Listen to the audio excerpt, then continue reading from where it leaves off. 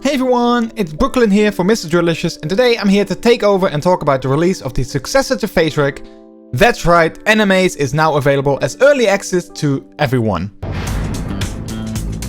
I've been playing around with it for the last week, and in this short video I'm gonna give you my review of the tool. If you haven't already, I highly suggest watching my preview as well, so you can get a good overview of the things that have changed from the preview version and that are now in the final version of the tool. I'm not going over some of the basics we've already discussed, like the better and more reliable tracking. Instead, I want to focus on some of the changes made from the preview versions and some of the new things that are now available in the final version of the tool. So, without further ado, let's take it away.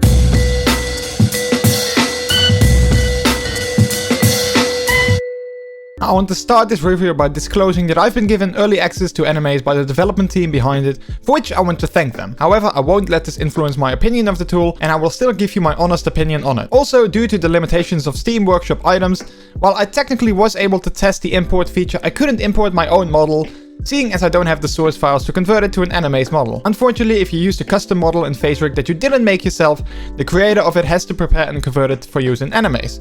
But more on that later. So I'm assuming that by now you probably are familiar with the fact that Animaze is going to be the successor to facerig, coming to you with more reliable overall tracking, a more stable experience, and being slightly less heavy on resources. In general, most of the things that were already in the preview version are still the same.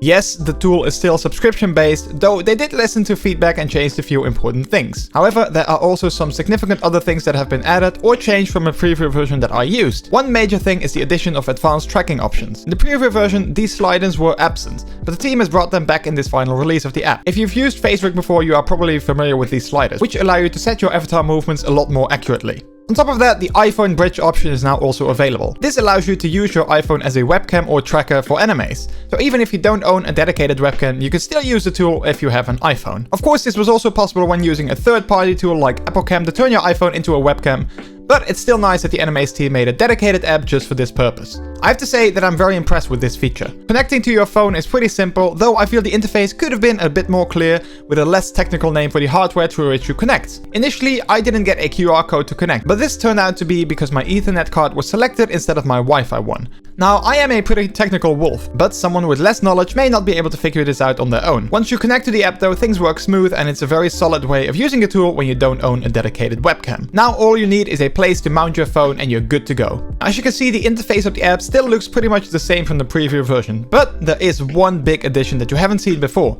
Voices. That's right, Animaze now also features a pretty decent voice changer in the app. This allows you to change your voice while recording or broadcasting. There are several different presets available, ranging from a megaphone to an intercom, and funny ones like a chipmunk or a robotic voice. Hello, this is MrJordilicious, recording live as a demon.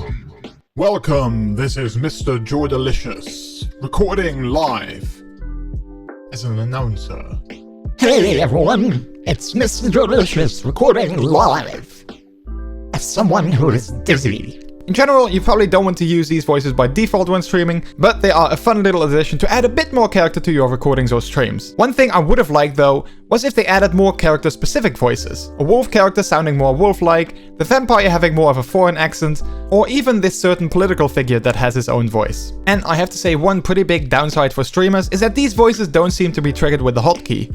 You have to go into the menu in order to change them. This is a big miss in my opinion, seeing as it would have been great if you could toggle them with a simple hotkey. Streamers that have a tool like a Stream Deck would simply be able to enable and disable them on the fly. Now you have to go into the tool, select the menu, while playing a game, which of course takes away a bit more of the spontaneous element. Other than that, there are no major new noticeable additions to the tool. You still have your props, your backgrounds, and of course, the avatar list.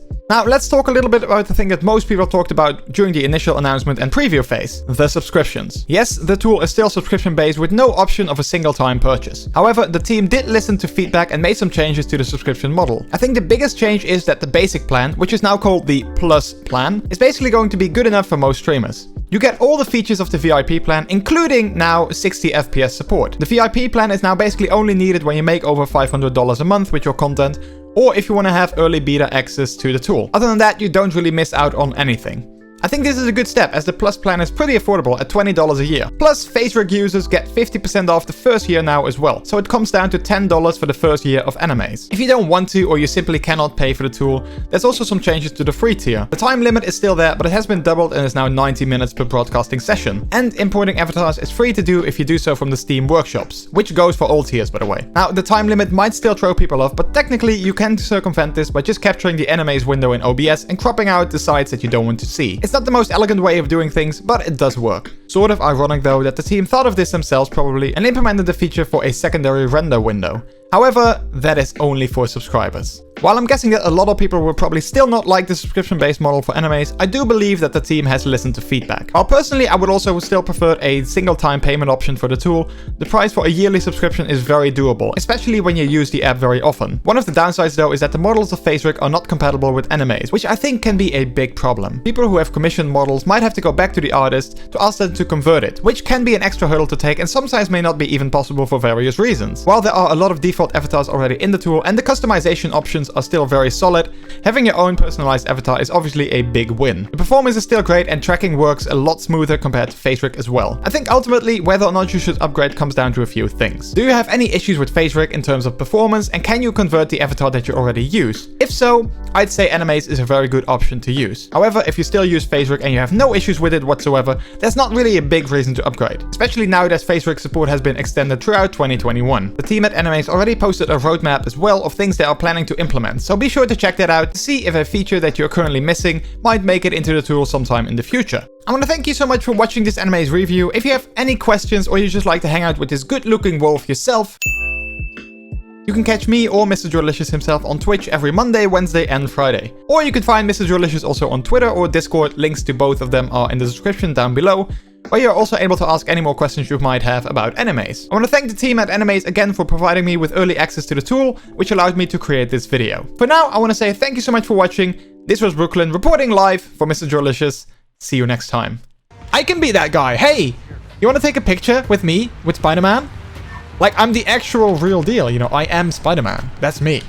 Want to take a picture? Want to take a picture? Hey, you. Hey, want to take a picture? No? Want to take a picture?